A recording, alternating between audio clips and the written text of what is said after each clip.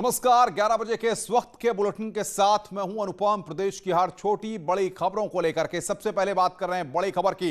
गाजीपुर में गंगा नदी में शव दिखाई दे रहे हैं। इस वक्त की बड़ी खबर, गंगा घाटों पर गंगा में तैरते कई शव दिखाई दे रहे हैं। नरवा बुलाकीदास बाबा घाट पर ये शव दिखाई दे रहे हैं। करंडा के कई घाटों पर ये शव पड़े हुए मिले हैं। गंगा किनारे शव मिलने से वहां पर हड़कंप मच गया है। करंडा के आपको बता दें कि जो घाट हैं वहां पर कई घाट हैं, वहां पर ये शव तैरते हुए दिख रहे हैं। ये तस्वीरें हम आपको दिखा भी नहीं सकते हैं, ये तस्वीरें विचलित करने वाली हैं, इसलिए हम इन तस्वीरों को धुंधला कर आप तक दिखा रहे हैं। करंडा के कई घाटों पर ये शव वहां पर पड़े मिले हैं, खुले में ये शव वहां पर पड़े मिले हैं। जिलाधिकारी ने मामले की गंभीरता को देखते हुए जांच के लिए फिलहाल टीम बना दी है। अब सवाल यहां पर यह है, क्या ये शव गाजीपुर से ही वहां पर फेंके गए हैं या कहीं और से बहकर पानी की धारा में ये शव वहां पर पहुंचे हैं? आखिर कौन है वो लोग जिन्होंने शवों को इस तरीके से फेंका है? करंडा के कई घाटों पर ये शव मिले हैं। जिलाधिकारी ने पूरे मामले की जांच के लिए टीम बनाई है, लेकिन सबसे बड़ा सवाल ये खड़ा हो रहा है यहां पर कि गाजीपुर में गंगा नदी में ये शव कहां से आए? कौन है वो लोग जिनकी इंसानियत मर चुकी है, जिन्होंने इन शवों को वहां पर फेंका है, गंगा में फेंका है? अब गंगा किनारे शव मिलने के बाद हड़कंप मच गया है।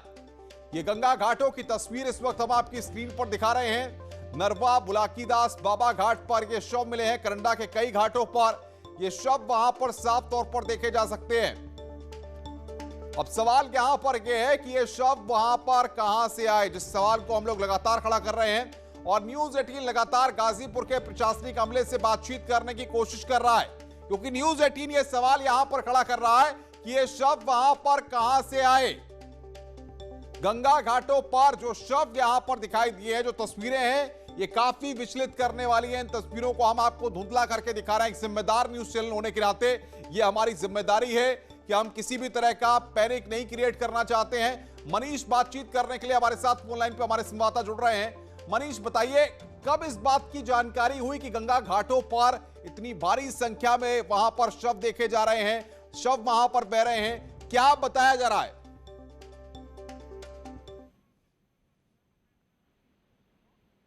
मनीष के पास हम चले, उससे पहले जिलाधिकारी हमारे साथ जुड़ गए हैं, मंगला प्रसाद सिंह, गाजीपुर के जिलाधिकारी। मंगला प्रसाद जी, जो तस्वीरें हम दिखा रहे हैं काफी विचलित करने वाली ये तस्वीरें हैं। घाटों पर शव दिखाई दे रहे हैं, गंगा नदी में बहते हुए शव दिखाई दे रहे हैं। क्या आधिकारिक तौर पर आपका बयान है? जी नमस्कार। कल शाम को जब हमें ये जानकारी मिली थी तो हमने अपनी टीमें एक्टिवेट की और मैंने गंगा में बाई बोट मैंने भेजा और शाम को 12 एक स्थान है, वहाँ एक डेड बॉडी मिली थी। उसका सम्मानजनक ढंग से अंत्येष्टि करा दिया हमने और अभी भी हमारी टीमें एक्टिवेट हैं और गंगा में पेट्रोलिंग चल रही है। हमारे मजिस्ट्रेट्स और पुलिस के अधिकारीगण लगातार नजर रखे हुए हैं और जो भी अपडेट होगा हम आपको बताते रहेंगे। लेकिन मंगला जी, ये जो तस्वीरें हम दिखा रहे हैं इसमें एक शव की तो बात ही नहीं है। लगातार हम देख रहे हैं बहुत सारे शव गंगा के घाटों के किनारे वहां पर पड़े हुए हैं। सवाल यहां पर ये शव वहां पर कहां से आए? किसी और जिले से गंगा की धारा में बहकर आए हैं या गाजीपुर में ही वो शव वहां पर गंगा में फेंके गए हैं? अब जो सूचनाएं हमें मिल रही थी उसके आधार पर हम भी इस बात की तहकीकात करा रहे हैं कि ये कैसे हो सकता है। और हमें ये भी पता चला है कि कुछ पंथ के लोग ऐसे भी होते हैं जो जल प्रवाहित भी करते हैं। वो सौदा नहीं करते हैं बल्कि जल प्रवाहित भी करते हैं। तो ऐसे कौन लोग हो सकते हैं और कहाँ से लोग हो सकते हैं और कहाँ से कैसे आया, चूंकि सारी डेड बॉडी जा करके वहाँ चौसा और बक्सर में मिली हैं, तो वहाँ से जो सूचनाएं मिली हैं उन लोगों के माध्यम से, उसी की हम भी तहकीकात करा रहे हैं कि ये कितनी सच्चाई है इसमें और कहाँ से आई है और किधर जा रही है। हमारी टीमें अभी पेट्रोलिंग लगातार कर रही हैं और जो भी हमें अपडेट मिलेगा हम आपको बताते हैं। मंगला जी, लेकिन सवाल यहां पर ये है, जो लोग उन तस्वीरों को देख रहे हैं, पक्षियां उनके शवों पर बैठ रहे हैं, जो बॉडीज वहां पर हैं, ऐसे में जानवर भी वहां पर आ सकते हैं। क्या अभी तक आपकी कोई टीम मौके पर गई है? क्योंकि लगातार जो शव वहां पर हैं उनको उनका अंतिम संस्कार कराने के लिए कोई प्रोसेस वहां पर शुरू हो रहा है? बिल्कुल, हमारी 4 टीमें इस समय एक्टिवेट हैं पूरे गंगा क्षेत्र में जो हमारे जनपद में आता है और हम लोगों में अवेयरनेस भी इस बात का कर रहे हैं कि यदि कहीं किसी भी परिवार में इस तरह की परेशानी आएगी तो प्रशासन उनके साथ खड़ा है। अगर सौवाहन की जरूरत होगी तो हम उन्हें सौवाहन भी देंगे। हमारे पास जनपद में सौवाहन भी हैं। और यदि अंत्येष्टि क्रिया के लिए किसी को आर्थिक मदद की जरूरत है तो हम तत्काल उसे आर्थिक मदद भी देंगे और उसकी मान्यता परंपरा के अनुसार सम्मानजनक ढंग से उसकी अंत्येष्टि क्रिया भी हम कराएंगे। ये लगातार हम लोगों में सूचनाएं दे रहे हैं। हमारी टीमें लगातार गांव क्षेत्रों में जा रही हैं और बता भी रही हैं। और कहीं इस तरह की बात आती है तो हम तत्काल उसको मदद देंगे। बट हम ये पता करने का प्रयास कर रहे हैं कि इसमें कहां से कैसे ये हुआ है और कितनी सच्चाई है, इसकी हम जानकारी ले रहे हैं। मंगला प्रसाद जी, बहुत बहुत शुक्रिया न्यूज़ 18 से बातचीत करने के लिए। जिलाधिकारी गाजीपुर यहां पर अपना आधिकारिक वक्तव्य दे रहे थे। वो लगातार टीमें बना करके कह रहे हैं कि हम पता लगाने की कोशिश कर रहे हैं। एक्सक्लूसिव तस्वीर यहां पर न्यूज़ 18 दिखा रहा है। अब सबसे बड़ा सवाल यह है कि जिलाधिकारी भी अभी ये नहीं जान पा रहे हैं कि ये शव वहां पर कहां से आए हैं। आगे बढ़ते हैं। कानपुर में ऑक्सीजन टैंकर लेकर पहुंची है ट्रेन। कानपुर के जूही यार्ड में ट्रेन पहुंची है। पश्चिम बंगाल से कानपुर आए हैं टैंकर। 20-20 एमटी ऑक्सीजन के 2 टैंकर वहां पर आए हैं। कानपुर और आसपास के जिलों में इसकी सप्लाई होगी तो ऑक्सीजन टैंकर कानपुर पहुंचे हैं। कानपुर में पिछले दिनों जिस तरीके से ऑक्सीजन का संकट गिराया हुआ था उसको दूर करने के लिए ये ऑक्सीजन टैंकर वहां पर पहुंचे हैं।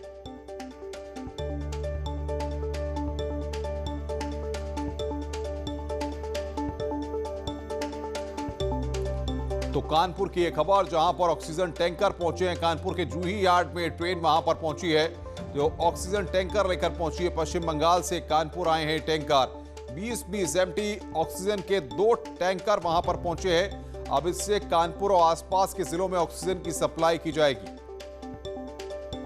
ऑक्सीजन टैंकर लेकर यह ट्रेन पहुंची है। श्याम तिवारी बातचीत करने के लिए हमारे साथ जुड़ रहे हैं। श्याम, कितने बजे ये ट्रेन पहुंची है, कहां पर इस ऑक्सीजन की सप्लाई होगी और क्या अधिकारी जानकारी दे पा रहे हैं? जी, आपको बता दें कि तकरीबन 9:30 बजे ये ट्रेन जूही यार्ड पर पहुंची और इसके बाद इसको अनलोडिंग का सिलसिला शुरू हो गया। इसको अनलोड करके इसके बाद इसको पनकी स्थित जो गैस प्लांट है वहां पर गैस को स्टोर किया जाएगा, ऑक्सीजन को। और इसके बाद यहाँ के जो कानपुर के अस्पताल हैं, यहाँ पर जो लोकल सप्लाई है उसको सुनिश्चित करने के साथ ही आसपास के जिलों में अगर कमी पड़ती है तो वहां पर इसको पहुंचाने का काम किया जाएगा। आपको बता दें कि ये 80 मीट्रिक टन ऑक्सीजन आज पहुंची। इसके पहले इस तरीके के 4 टैंकर पहुंचे थे, आज 2 टैंकर पहुंचे हैं। और अधिकारियों का कहना यह है कि ये ट्रेन जैसे ही वापस जाएगी तो इसके बाद बोकारो से, दुर्गापुर से दोबारा टैंकर यहां पर मंगाए जाएंगे और ऑक्सीजन की सप्लाई किसी भी तरीके से रुकने नहीं दी जाएगी। जी फिलहाल बहुत बहुत शुक्रिया आपका श्याम, हमारे साथ जुड़ने के लिए और बातचीत करने के लिए। मेरठ से खबर जहां पर ब्लैक फंगस से पीड़ित 2 कोविड मरीज मिले हैं। मुजफ्फरनगर और बिजनौर के रहने वाले हैं मरीज। निजी अस्पताल में दोनों का इलाज फिलहाल चल रहा है। निजी अस्पताल के डॉक्टर ने इस बात की पुष्टि की है। मरीजों की हालत पर नजर रखी जा रही है। महाराष्ट्र, दिल्ली के बाद अब मेरठ में भी ब्लैक फंगस का केस सामने आया है। मेरठ में ब्लैक फंगस का पहला मामला यहां पर अब सामने आया है। निजी अस्पताल के डॉक्टर ने इस बात की पुष्टि की है। और बातचीत करने के लिए उमेश श्रीवास्तव हमारे संवाददाता हमारे साथ जुड़ रहे हैं। सीधे उमेश के पास चलते हैं। उमेश, क्या जानकारी मिल पा रही है? ब्लैक फंगस का मामला वहां पर सामने आया है।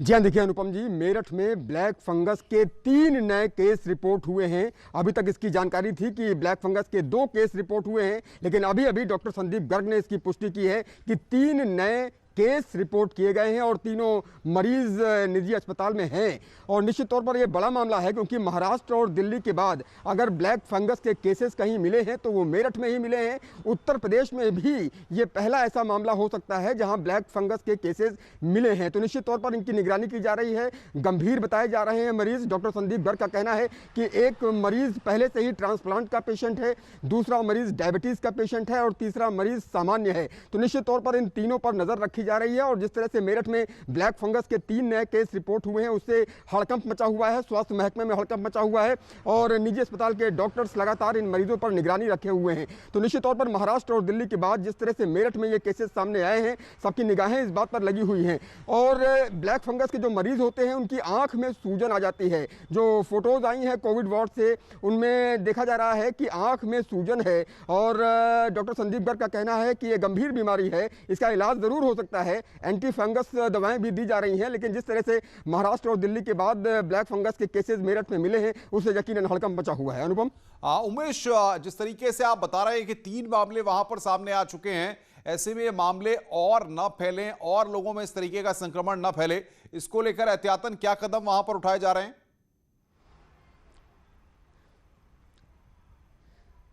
जी हाँ, एहतियातन कदम उठाए जा रहे हैं। इनको अलग वार्ड में रखा गया है, आइसोलेशन में रखा गया है, और सामान्य मरीज जो कोविड के हैं उनसे इनको अलग रखा गया है। डॉक्टर संदीप गर्ग का कहना है कि जिस तरह से ब्लैक फंगस के मरीज पाए गए हैं और ये मरीज रिफर्ड हैं, इससे पहले ये किसी दूसरे अस्पताल में भर्ती थे जिनको मेरठ में रिफर किया गया है और मेरठ के इस निजी अस्पताल में इनको रखा गया है। तो डॉक्टर संदीप गर्ग का ये भी कहना है कि एक डायबिटीज़ का पेशेंट है, एक मरीज ट्रांसप्लांट का पेशेंट है, यानी किडनी ट्रांसप्लांट का वो पेशेंट है, और तीसरा मरीज सामान्य है। और इन तीनों मरीजों में ब्लैक फंगस की पुष्टि हुई है। इनकी फोटोज देखकर लगता है कि इनकी आंख में भयंकर सूजन है और ऐसा माना जाता है कि ये दिमाग तक इसका असर होता है, लिहाजा स्वास्थ्य महकमे में हड़कंप मचना लाजमी है। और जिस तरह से लगातार महाराष्ट्र में, दिल्ली में ब्लैक फंगस के केसेस सामने आ रहे हैं और अब उत्तर प्रदेश में भी ब्लैक फंगस ने एंट्री कर ली है, मेरठ में 3 नए केस रिपोर्ट हुए हैं, तो निश्चित तौर पर स्वास्थ्य महकमे में हड़कंप है और लगातार स्थितियों पर निगाह रखी जा रही है। चीफ मेडिकल ऑफिसर सीएमओ खुद पहुंचने वाले हैं इस निजी अस्पताल में और वहां पर जायजा लेंगे। लेकिन जिस तरह से महाराष्ट्र और दिल्ली के बाद मेरठ में ब्लैक फंगस के 3 नए केसेस रिपोर्ट हुए हैं, डॉक्टर संदीप गर्ग का कहना है कि इन तीनों मरीजों पर निगाह रखी जा रही है, कड़ी निगरानी रखी जा रही है, आइसोलेशन में रखा गया है। आप नजर बना के रखिए, आगे भी हम आपसे अपडेट लेते रहेंगे। उमेश श्रीवास्तव हमारे संवाददाता इस बड़ी खबर पर हमें अपडेट दे रहे थे।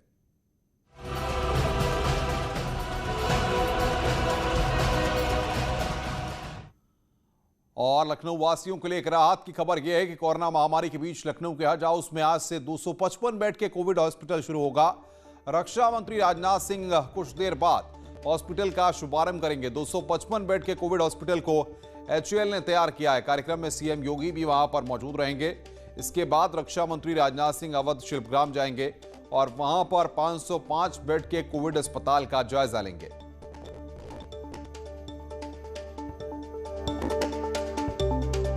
तो रक्षा मंत्री का लखनऊ का दौरा है, हॉस्पिटल का शुभारंभ यहां पर रक्षा मंत्री राजनाथ सिंह करेंगे।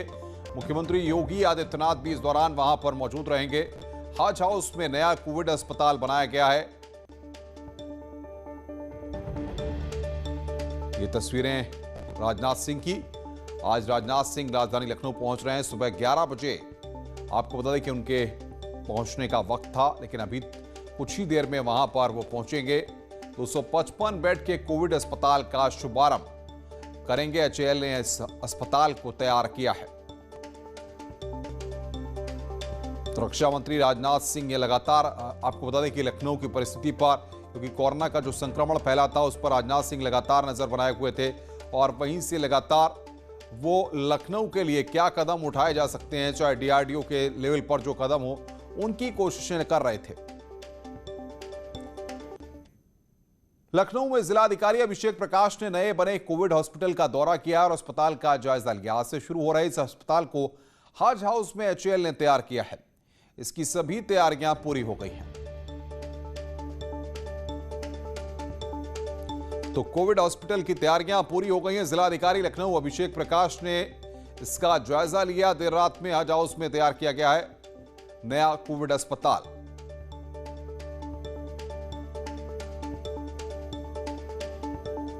जिलाधिकारी ने मौके पर पहुंचकर जायजा लिया और व्यवस्थाओं को वहां पर देखा है। कोविड हॉस्पिटल की तैयारियां पूरी हो गई हैं। तो राजनाथ सिंह लखनऊ पहुंच रहे हैं, जहां पर वो आज सौगात देने वाले हैं 255 बेड के कोविड हॉस्पिटल की।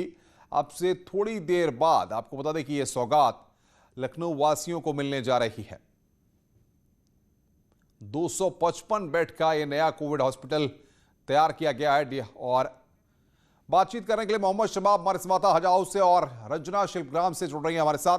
सीधे चलते हैं शबाब के पास। शबाब, क्या अपडेट है? कितनी देर में राजनाथ सिंह वहां पर पहुंचेंगे और कितनी देर में लखनऊ वासियों को यह बड़ी सौगात मिलने जा रही है? अनुपम, अब से 20 मिनट के बाद राजधानी लखनऊ वासियों को ही नहीं बल्कि पूरे प्रदेश वासियों को और लखनऊ के आसपास के रहने वालों को जो है एक बड़ी सौगात मिल जाएगी। इस वक्त हम लोग हज हाउस में हैं और तैयारियां जो हैं वो बिल्कुल फाइनलाइज हो गई हैं। सारा मूवमेंट जो है वो बिल्कुल चेक हो चुका है। अब इंतज़ार जो है वो मुख्यमंत्री और रक्षा मंत्री के जो है वो राजधानी लखनऊ के पहुंचने का है। 11:30 बजे की फ़्लाइट जो है वो राजनाथ सिंह जी की अमौसी एयरपोर्ट पर लैंड करेगी और उसके बाद वो सीधे जो है वो हज हाउस पहुँचेंगे। अमौसी एयरपोर्ट से हज हाउस जो है वो बिल्कुल करीब में ही है, यानी कि उनको 5-7 मिनट का समय लगेगा यहाँ तक पहुँचने में। और इसके बाद 255 बेड का जो हॉस्पिटल है वो जनता को समर्पित हो जाएगा। औपचारिक जो है वो इनॉग्रेशन होगा। ये जो वार्ड सामने आपको दिख रहा है ये जनरल वार्ड है। जनरल वार्ड के करीबन 100 बेड हैं जहां पर सारी चीज़ें जो हैं बिल्कुल दुरुस्त हैं। और सबसे ख़ास बात यह है कि सभी वार्ड में ऑक्सीजन की प्रॉपरली जो है व्यवस्थाएं हैं। सारा नर्सिंग स्टाफ, सारे डॉक्टर्स जो हैं वो सारी चीज़ें जो हैं वो दुरुस्त कर ली गई हैं। HAL ने इस पूरे हॉस्पिटल को बनाने का जिम्मा उठाया है राज्य सरकार के साथ मिल करके, और पूरे हॉस्पिटल को बनाने का जो खर्च आया है वो HAL वहन कर रहा है। अनुपम, दूसरी सबसे खास बात बता दूं कि आपके पास रंजना हमारे साथ शिल्पग्राम से। रंजना, शिल्पग्राम में किस तरीके की तैयारी है और वहां पर क्या देख पा रहे हैं आप?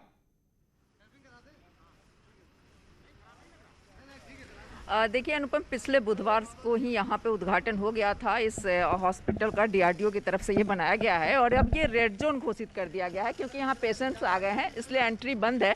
डॉक्टर्स की एंट्री है, जो लोग यहाँ पे तीमारदार हैं उनके लिए अलग गेट से एंट्री है उनकी, और पेशेंट्स यहाँ पे भर्ती होने लगे हैं। तो 505 बेड का ये DRDO की तरफ से ये हॉस्पिटल बनाया गया, अटल बिहारी वाजपेयी कोविड हॉस्पिटल।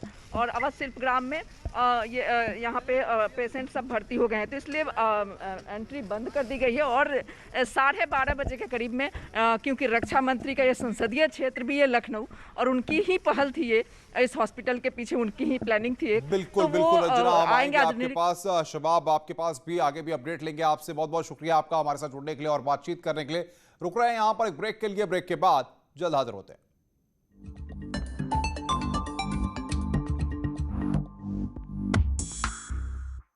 इस न्यूज हेडलाइंस के प्रायोजक एसी चाहिए वैल्यू प्लस आइए, वैल्यू प्लस रिश्ता विश्वास का।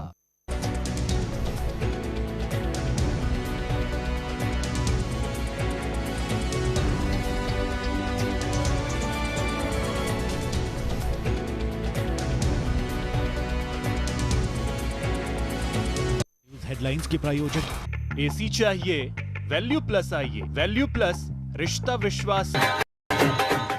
अब इस गाने का एक नया वर्जन भी सामने आ गया है। डांस फ्लोर पर इस गाने का वीडियो इंटरनेट पर तेजी से वायरल हो रहा है। ये वीडियो सिनेमा आजकल शोज के ट्विटर ने शेयर किया है। हालांकि अभी तक साफ नहीं है कि ये परफॉर्मेंस कहाँ की है। कई लोग इसे शादी की परफॉर्मेंस बता रहे हैं, तो कई इसे किसी दूसरी जगह का सेलिब्रेशन बता रहे हैं।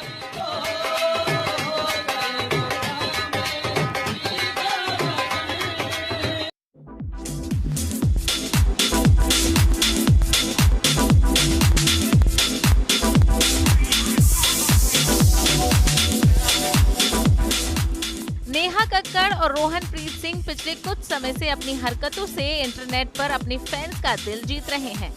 दोनों ने हाल ही में सोशल मीडिया पर एक वीडियो शेयर की है। रोहनप्रीत और नेहा कक्कड़ इंस्टाग्राम रील पर वीडियो बनाते हुए और लिप सिंक करते हुए दिखाई दिए।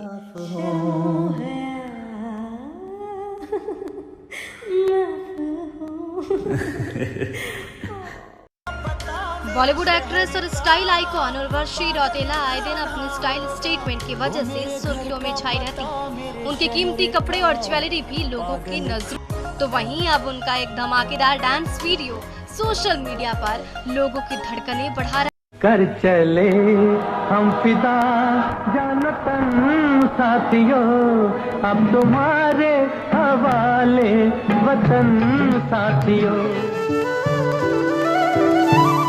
दुनिया के मशहूर शायर, गीतकार और बड़े साहित्यकार कैफी आजमी को देश की आजादी का ऐसा चस्का लगा कि उन्होंने घर छोड़ दिया था।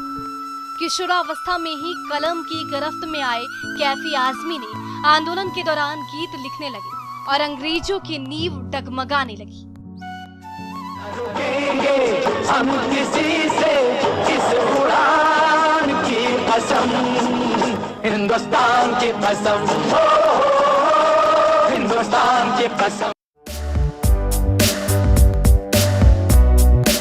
बॉलीवुड एक्ट्रेस रवीना टंडन अपने करियर में कई हिट फिल्मों में काम कर चुकी हैं। साल 1994 में रिलीज हुई फिल्म मोहरा उनके करियर में मील का पत्थर साबित हुई। फिल्म के हिट गाने टिप टिप बरसा पानी में रवीना बिल्कुल नए अंदाज में नजर आई थी। पीली साड़ी में रवीना का डांस आज तक लोगों को याद है।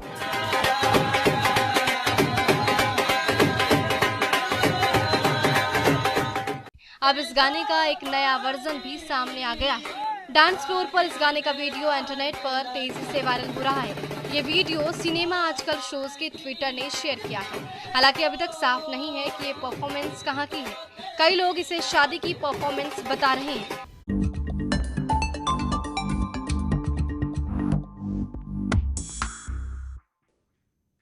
कोरोना काल में नोएडा से बड़ी खबर इस वक्त आ रही है। शराब बियर की दुकान खोलने के आदेश दिए गए हैं। नोएडा में भी आज से खुलेंगी शराब की दुकानें। सुबह 10 बजे से शाम 7 बजे तक खुलेंगी दुकान। गौतम बुद्ध नगर में शराब की कुल 524 दुकान है। शराब के ठेके की सभी कैंटीन बंद रहेंगी। तो आज से शराब की दुकानें खुलेंगी। ये बड़ी खबर इस वक्त हम आपको बता रहे हैं। शराब बियर की दुकान खोलने के आदेश दिए गए हैं। नोएडा में आज से शराब की दुकान खुलेगी। सुबह 10 से शाम 7 बजे तक दुकानें खुलेंगी। शराब के ठेके की सभी कैंटीन यहां पर बंद रहेंगी। शराब बियर की दुकान खोलने के आदेश दिए गए हैं। सुबह 10 बजे से शाम 7 बजे तक ये दुकान खुलेंगी। गौतम बुद्ध नगर में शराब की कुल 524 दुकान हैं और ऐसे में यहां पर आज से शराब की दुकानें खुलेंगी। नोएडा में एक तरफ आंशिक लॉकडाउन, आपको बता दें कि जिस तरीके से सख्ती बढ़ती जा रही है, लोगों से घर से निकलने के बाद वहां पर पूछा जा रहा है कि आप क्यों घर से बाहर निकल रहे हैं। ऐसे में यहां पर शराब की दुकानें खोली जा रही हैं। यानी कि अगर कोई अब घर से बाहर निकलेगा और वो कहेगा कि मैं शराब लेने के लिए जा रहा हूं, तो फिर नोएडा पुलिस या नोएडा पुलिस के अधिकारी या प्रशासन के अधिकारी उसको नहीं रोकेंगे। शराब के लिए छूट दे दी गई है कि जाइए आप शराब ले सकते हैं। शराब की दुकानें खुली हुई हैं। जब शराब की दुकानें खुलेंगी तो लोग फिर शराब की दुकानों पर जाकर के शराब खरीदने के लिए पहुंचेंगे। और आज से नोएडा में इसकी शुरुआत हो रही है। सुबह 10 बजे से शाम 7 बजे तक दुकानें खुलेंगी। सवाल यहां पर कि आखिर ऐसी क्या मजबूरी है कि शराब की दुकानों को वहां पर खोला जा रहा है।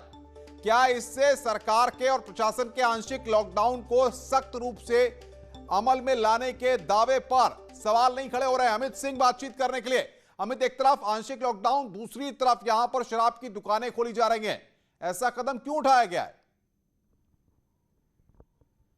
देखिए, आपको बता दूं कि गौतम बुद्ध नगर में आज आदेश जारी कर दिया गया कि जो आबकारी की तरफ से ये आदेश जारी किया गया है कि जो वाइन शॉप है या लिकर शॉप है, बियर शॉप है ना, वो उनको आज खोलने का आदेश दिया गया। 524 जो दुकानें गौतम बुद्ध नगर में हैं, यहाँ जो बनी हैं, लेकिन उसमें ये बताया गया कि नियम के तहत ये दुकानें खोलेंगी। जो शराब खरीदने वाले लोग हैं वो अगर आते हैं तो एक घेरा बनाया जाएगा, 2 गज की दूरी बनाई जाएगी। उसी के जो SOP है, जो गाइडलाइंस है, उसी के तहत शराब की बिक्री के लिए आज आदेश जारी किया गया है। लेकिन सवाल ये है कि अगर कोई व्यक्ति अपने घर से बाहर निकलेगा तो पुलिस उसको रोकती है कि आप कहां पर जा रहे हैं।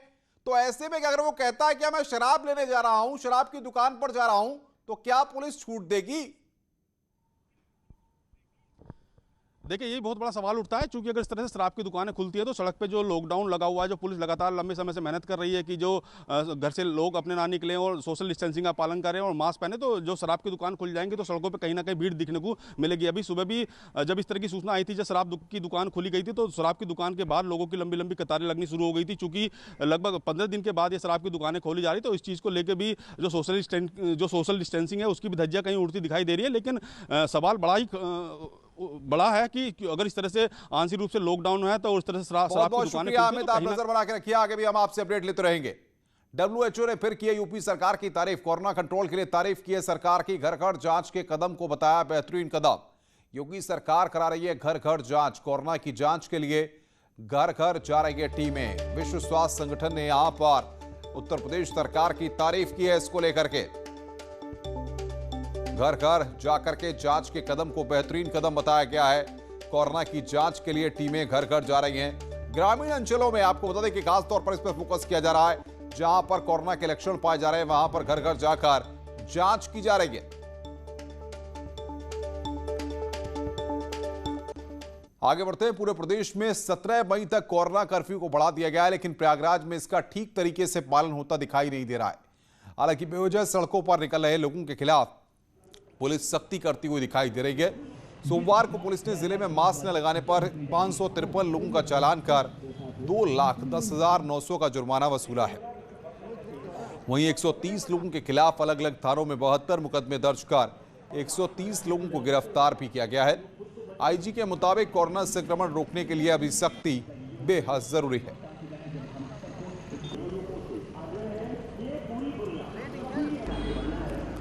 इस बुलेटिन में फिलहाल इतना ही। खबरों का सिलसिला लगातार जारी है। नमस्कार।